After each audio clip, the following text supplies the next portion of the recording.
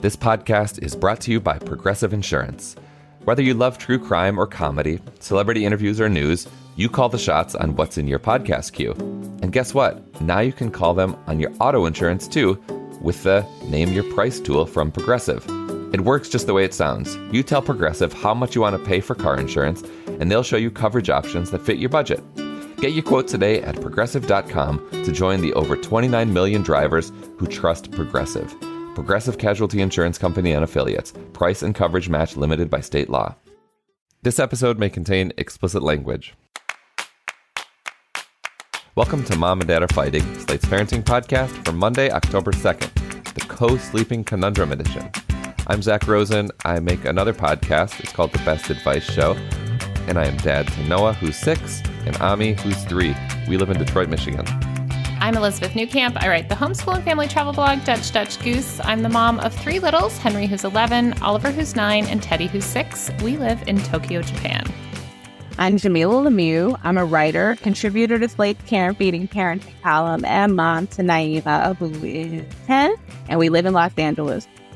On today's show, we have a very relatable question about bedtime balance. Our letter writer co-sleeps with their little one, which has worked really well for them, except it's become a barrier to intimacy. They're looking for some advice on how to keep their relationship flame lit during this period. We'll, of course, also have recommendations and some advice from you. That's all after this quick break. This episode is brought to you by EveryPlate. Hoping to budget your food expenses this fall? Get more bang for your bite with America's best value meal kit. EveryPlate is 25% cheaper than grocery shopping with no hidden fees, so you can count on great value week after week. Plus, only pay for what you need with pre-portioned ingredients. I don't know about you, but I am very interested in sandwich innovation. I'm so glad that I got to try an EveryPlate sandwich meal I made with my daughter recently, the charred zucchini and tomato melts. It's with fresh mozzarella and sweet potato rounds. There were a good amount of ingredients, but it wasn't overwhelming at any point, and my entire family really ate up the whole thing. So I highly recommend it. Get $1.49 per meal by going to everyplate.com/podcast and entering code 49MomandDad. That's $1.49 per meal by going to everyplate.com/podcast and entering code 49MomandDad. That's up to a $110 value. This podcast is brought to you by Progressive Insurance. Most of you listening right now are probably multitasking. Yep, while you're listening, you're probably also driving, cleaning, exercising, or maybe even grocery shopping. But if you're not some kind of moving vehicle, there's something else you can be doing right now. Getting an auto quote from Progressive Insurance. It's easy, and you could save money by doing it right from your phone. Drivers who save by switching to Progressive save nearly $750 on average, and auto customers qualify for an average of 7 discounts. Discounts for having multiple vehicles on your policy, being a homeowner, and more. So, just like your favorite podcast, Progressive will be with you 24/7, 365 days a year, so you're protected no matter what. Multitask right now. Quote your car insurance at Progressive.com to join over 28 million drivers who trust Progressive. Progressive Casualty Insurance Company and Affiliates. National average 12-month savings of $744 by new customers surveyed who saved with Progressive between June 2022 and May 2023. Potential savings will vary. Discounts not available in all states and situations. Okay, let's dive into our listener question. Dear Mom and Dad Are Fighting, I could really use some advice on trying to keep the flame alive in my marriage while fully embracing the joys and challenges of being parents. Here's the deal. My partner and I absolutely love co-sleeping with our little one. It's brought us so much joy and closeness as a family. But as our child has grown older, we've noticed that it's becoming a bit of a barrier to finding time and place for intimacy. Our bed has become the ultimate family hangout, and sneaking away for some alone time has become quite the challenge. We've tried to be creative, like having date nights at home or trying to find moments when our little one is asleep, but it doesn't seem to be enough. We miss that intimate connection we used to have, and we're finding it difficult to find the right balance between our roles as parents and as romantic partners. And we kind of don't want to give up the bed sharing. I hope you can help us out with some creative suggestions. How can we maintain a healthy and passionate relationship while co-sleeping with our child? Are there any strategies or tips you can offer to create a space for intimacy without compromising our family bed arrangement? We want to ensure we're meeting both our child's needs and our own desires as a couple. Thanks. co-sleeping conundrum. I think my first response is sort of maybe the co-sleeping isn't working. Like, they say that it's working, but yet it sounds like they've tried other things. Because, of course, I feel like the immediate advice is like, have date nights, go out on date days, have sex when the kids are at school or at daycare or with a babysitter. Like, is that, because fundamentally, I think that is the issue here, right? It's not about like hold hands more and have a movie night. It's like they want to have sex and the kid is in the bed. I think the easy answer is like, it's just not going to be a nighttime activity. You're going to need to do it some other time.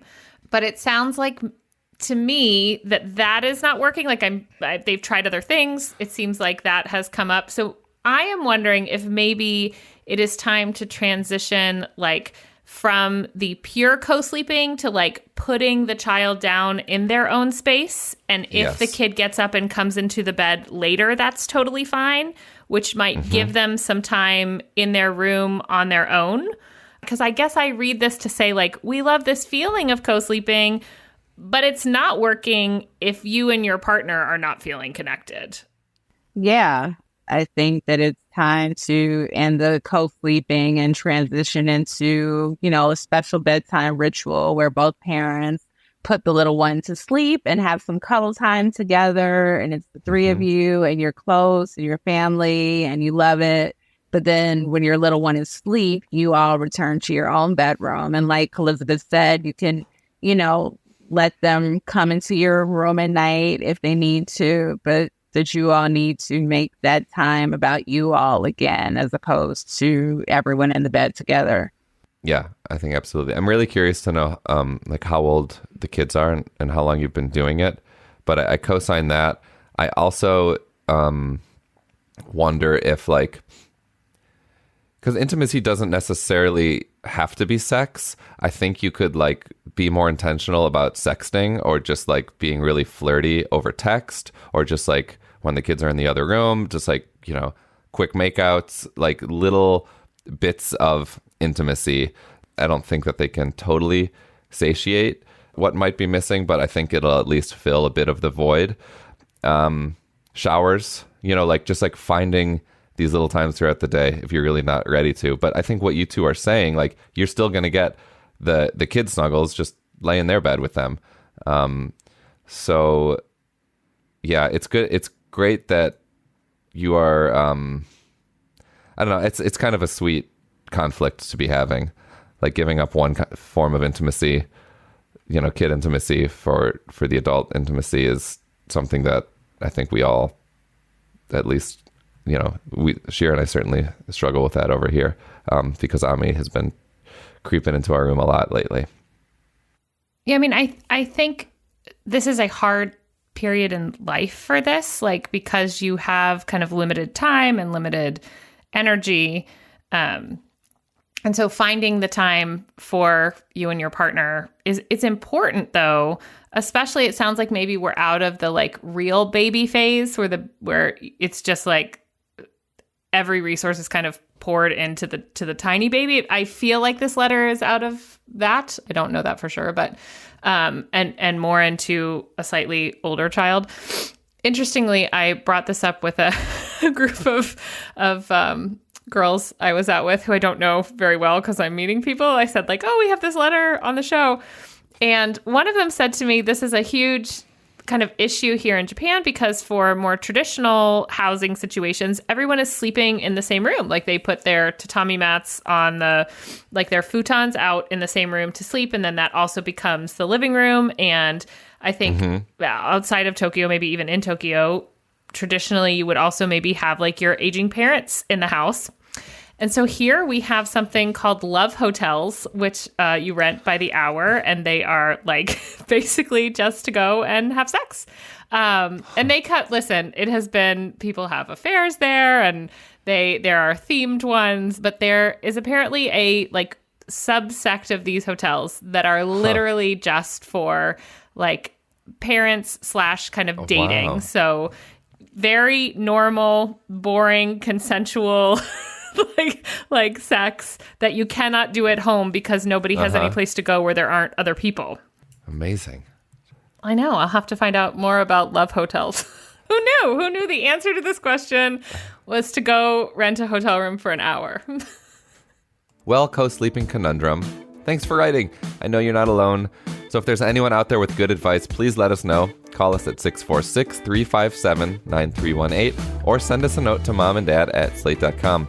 That's also where you can send questions of your own. We're going to take another quick break, and then we'll be back with some recommendations.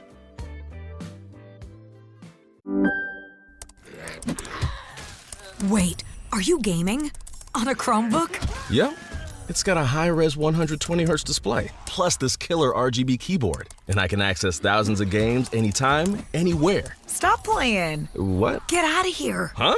Yeah, I want you to stop playing and get out of here so I can game on that Chromebook. Got it. Discover the ultimate cloud gaming machine, a new kind of Chromebook. Enter the world of spycraft and intrigue in the new Cyberpunk 2077 expansion, Phantom Liberty. Join NUS sleeper agent Solomon Reed, played by Idris Elba, and explore Dogtown, the deadliest district of Night City. I think it's high time you headed back to Night City. Cyberpunk 2077 and Phantom Liberty Bundle. Available now on Xbox Series X and S, PlayStation 5, and PC. Rated M for mature. Streaming October 6th on Paramount Plus. First place I learned about death was a pet cemetery. Dead things buried in that land would come back. There's something else. Something's wrong with Timmy. He needs time to adjust. That's not Timmy. Something's talking through him. Sometimes dead is better. Pet Cemetery, Bloodlines, rated R. Streaming only on Paramount Plus. Let's move on to recommendations. Elizabeth, what are you recommending this week?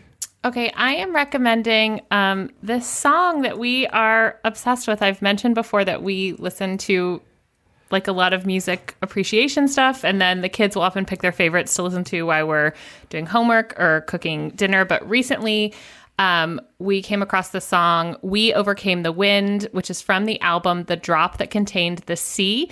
So it's sung in the native language of Uganda, and it's directed by Christopher Tin, and he, I think, is known for writing the music for Civilization, the game, and he's won all these awards. But the song We Overcame the Wind it's beautiful. It is long, which I always love, because then sometimes the change of song kind of disrupts our flow. But it's just a wonderful, like, it kind of builds, and there's all this beautiful deep singing, and the orchestration is just beautiful. So actually the whole album is great, but this is the We Overcame the Wind is the one that the kids just have really latched onto. So check it out. Great. What about you, Jamilah? Well, I'm happy to report that I found a board game that works for Naima and I, one that we're smart enough to play. We've got Clue Junior. I think there are 2 different versions. The one we have is The Case of the Broken Toy. And even though Naima did have some criticism for the game, for example, the characters or the suspects are adults. And she's like, why would these adults break a toy? You know, like, this doesn't make sense. But it's fun. It's easy. We enjoy it. Clue Junior. What makes Clue Junior different from Clue? Because Clue was the original game that did not work out. Right. So what makes Clue Junior so much better? It's just much easier to play. Like, I was truly confused by the instructions on original Clue. It was just tough. And Clue Junior is a lot more straightforward, just easier. Is that something that do you think will still be fun, like on repeat plays? I haven't played it. I think it will be. You know, I don't think it's going to last us forever, but I think we can get a couple good play out of it.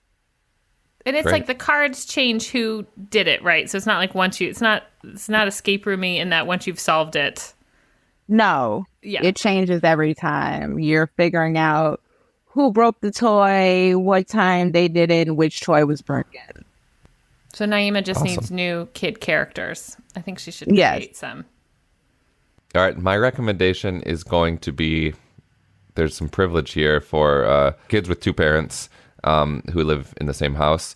So this weekend, my wife and I split the kids up because she wanted to go do like she went to this place called Creative Art Studio. It's like you can go and like do mosaics or paint plaster stuff. So that doesn't really interest me. I really wanted to check out this new bookstore in our neighborhood. So she took Noah to the art thing and I took Ami to the bookstore. So it was this thing where we both, like, Noah needed to compromise, which is nice sometimes. And we both got to do the thing we wanted to do, and just with the added benefit of like the kids having our undivided attention, one-on-one, which doesn't happen so frequently. So as great as it is to do stuff with the whole family, it's also nice to split up every once in a while. So the split C is my recommendation. Okay, we wanted to end today with a few pieces of advice from y'all. The first two letters are in response to an interview Elizabeth did with Dr. Devorah Heitner on screen time, social media, and growing up in public. Dear Mom and Dad, I really appreciated your discussion about upper elementary school kids and their phones. I spent 8 weeks as an overnight camp counselor this summer, and none of the kids had access to their phones while they were in my care. So many kids had phones at home, and it was kind of obvious that the ones that did were more poorly behaved, they were worse at listening to multi-step directions, and they weren't that great at independent play. Also, all of the kids were obsessed with my phone. Our supervisor taught us to use our phones as little as possible in front of them, and when we did, to narrate everything we did. I love that Devorah suggested this for real-life parenting because it works really well for the kids in my care, especially the ones that were very interested in the phones but not old enough to have one yet. Sincerely, teenage camp counselor, just trying to get your kids to put their shoes on. Dear Mom and Dad, I've got a 7 and a 3-year-old. I don't see us getting a phone until high school, maybe. I understand that tweens and teens socialize using whatever tech at the time, but if 3 teenage girls could share one landline with parents in the dark ages in the 90s and early aughts, my kids will survive having a dumb phone and talking on the landline. Yes, we still have one. Signed, sometimes I really miss the 90s/early aughts. First, I love that a teenager wrote into us. That's with a big like deal. Advice about phones. Like I wise beyond your years to be listening and then being like, yeah, phones are like, I'm noticing a difference in younger kids. I just think this is great. And like the kids are going to be a lot more receptive, I think, to like a teenager saying no phones are cool than their parents saying it. So I love also that this teenager is modeling like what the world could be like, while still being fun. I think the other letter, I think the thing is that every parent is going to approach the phones, the social medias differently, right? And so the idea is to gather as much information about what we know is happening and let that inform our decisions and be having these conversations with our kids. So if you are able to limit the phones, right, that works for your life and that you don't have kids in all different places that need to get in touch with you, like that's great. And I think, good for you. Yeah. And that's a wonderful choice. I also think though, like it changes so quickly that it's okay to like have this rule now. And then when your child comes to you and says like, I feel like I can't interact socially, to be able to work with them, to figure out how we're going to keep up in this world that is on social media in a way that you feel comfortable with. What my cousin who's got a teenage daughter just told me about this social media app. I keep forgetting the name of it, but it's where you just share one picture per day. You know what I'm talking about? Yes, Naima's on it. I forgot the name of it. It's called like Let's look it up. One Time. Let me look this up real quick. Is it Be Real? Be Real, yeah. Yep, my cousin who has a teenage daughter doesn't allow her on any social media apps except this one called Be Real, which is kind of streamlined, and you only upload like one picture a day, which seems like a pretty great compromise, especially compared to like, what Instagram and TikTok are. So I had never heard of that. Are you two involved with Be Real in some way? That's not the one I was thinking of, no. Oh, it's not? Okay. Yeah. But yeah, I'm interested in that one. Our next couple letters came from our episode we did about allowance. Hi there. I really liked the conversation about money, and I wanted to recommend a book called The Opposite of Spoiled by Ron Lieber. I particularly loved an example where one parent took their monthly salary out of the bank in $1 bills and showed his kid visually how much money goes towards mortgage or rent and household stuff. I think the book also does a decent job of talking about money in awareness to class and privilege. Just wanted to share. Reshima. Hey guys, so when my son and I would go to the store and he'd want a toy, I'd ask him, do you have the money for the toy? And he would say no, of course. And then I'd front him the $5 for the toy. We'd take the toy up to the register. We'd feed the bill into the machine and we'd walk out with the toy. The next time we'd go to the store and he'd want something, I'd ask him again if he had the money. He'd, of course, say no. So I'd front him the money again. But from that point on, he had this choice. He could spend the money right away, or he could save the money and get more money. Meaning he could get a small toy now, or like a big toy down the line. I actually kind of stumbled into this, but I found that the technique really worked. Plus, it sidesteps the I want this, I want that, I want this cycle, because I could just ask him, do you have the money for it? Thanks, Tom. Wow, some really thoughtful advice from listeners here. And that book, I hadn't heard about that book by Ron Lieber from the first comment, The Opposite of Spoiled, the idea of taking your monthly salary and literally showing kids where all the money goes. That seems very visual and instructive. Finally, we have one last letter. Hey, Mom and Dad. I just finished listening to the episode about allowances mainly, but it also had that question about how to fit playdates into lives of working families. This might be coming at the issue a little bit sideways, but when my oldest was preschool age, we and a couple of other families in the area established a care co-op. We had a membership of about 7 to 8 families over the 7 to 8 years that this thing was in existence, where we essentially traded popsicle sticks for care. It was a godsend. And while not designed to cover routine, ongoing childcare needs, it was a dream solution to find occasional childcare. This idea might take a little bit more work to establish, but the payoff might be exactly what the listener is looking for. Our co-op had written bylaws. We set up a Google group and shared email addresses to put out care requests and accept requests. I'm sure it can work in other less formal ways too, but it was just such a godsend. So you wanted to put it out there. Cheers, Katie. My parents were in a babysitting co-op like this in the 80s. Oh, wow. And it was in their neighborhood. It's like one of their favorite things about our time that we lived in Midtown. That's a monumental triumph. I mean, like they said, that it takes a lot of work, but I think that is such a beautiful idea. I dream of that kind of scenario with the other adults on our block. Thank you all again for writing in. If you ever have any advice of your own, we're so excited to hear it. You know how to reach us, momanddad@slate.com, or call us at 646-357-9318. And that's our show. Please subscribe, leave a rating and review, and tell your friends. This episode of Mom and Dad Are Fighting is produced by Rosemary, Belson, and Maura Currie. Alicia Montgomery is the VP of Slate Audio. For Elizabeth Newcamp and Jamilah Lemieux, I'm Zak Rosen. Thank you for listening.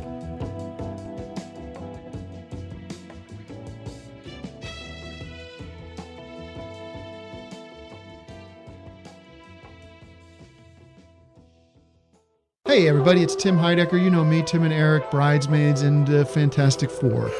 I'd like to personally invite you to listen to Office Hours Live with me and my co-hosts, DJ Doug Pound. Hello. And Vic Berger. Howdy. Every week we bring you laughs, fun, games, and lots of other surprises. It's live. We take your Zoom calls. Music. We love having fun. Excuse me? Songs. Vic said something. Music. Songs. Music. I like having fun. I like to laugh. I like to meet people who can make me laugh. Please subscribe